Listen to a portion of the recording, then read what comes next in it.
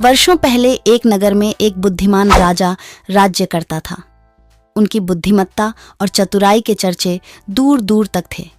राजा ने बिना सोचे समझे कभी कुछ नहीं कहा और न ही उसने आरोपी की बात सुने बिना उसे सजा दी। उसकी बुद्धि की चर्चा सुनकर आसपास के राजा, रानियां और राजकुमारियां आदि उससे ईर्ष्या करने लगे। इस ईर्ष्या के कारण सभी उस राजा की बुद्धि की परीक्षा के लिए नए नए तरीके अपनाते थे।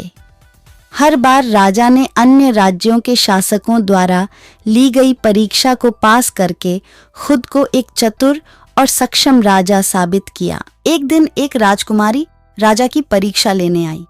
उनके हाथों में 2 फूलों की माला थी। 2 मालाओं में से एक असली फूलों की बनी थी और दूसरी नकली फूलों की। उन दोनों मालाओं को देखकर उनके भेद का पता ही न चल सका। इस कारण राजकुमारी ने दोनों मालाएं राजा के सामने रख दी और पूछा, हे राजा, अगर आप समझदार हैं तो बताएं कि इनमें से कौन सी माला असली है। माला को देखकर राज दरबार में बैठे सभी दरबारी हैरान रह गए, क्योंकि कोई समझ नहीं पा रहा था कि असली फूलों की माला कौन सी है। सब सोच रहे थे कि राजा कैसे बता पाएंगे कि असली फूल माला कौन सी है। माला देखकर राजा भी चिंतित होने लगा। उसी समय उनके मन में कुछ विचार आया। उसने तुरंत अपने एक नौकर से कहा, बगीचे की खिड़कियां खोल दो। नौकर ने जैसे ही बगीचे की खिड़की खोली, राजा ने देखा कि फूलों में बैठी मधुमक्खियां खिड़कियों से शाही दरबार में आ रही हैं। कुछ देर तक वह मधुमक्खियों को देखता रहा।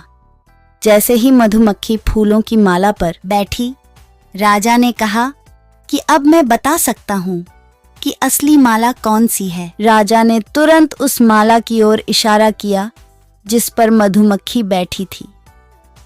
राजा की चतुराई देखकर दरबार में उपस्थित सभी लोग उसकी प्रशंसा करने लगे।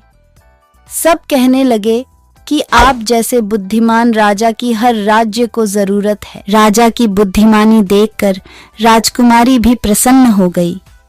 उसने भी बुद्धिमान राजा की प्रशंसा में कुछ शब्द कहे और अपने राज्य के लिए रवाना हो गई। दोस्तों, इस कहानी से हमें यहाँ सीख मिलती है कि यदि व्यक्ति अपनी बुद्धि का प्रयोग करे तो वह हर प्रश्न का सही उत्तर खोज सकता है और हर समस्या का समाधान भी खोज सकता है। दोस्तों, आपको ये कहानी कैसी लगी?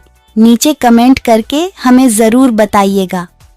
अगर आपको ये कहानी पसंद आई हो तो अपने दोस्तों के साथ जरूर शेयर करें और ऐसी ही प्यारी कहानियां सुनने के लिए हमारे YouTube चैनल से जुड़ जाएं। धन्यवाद।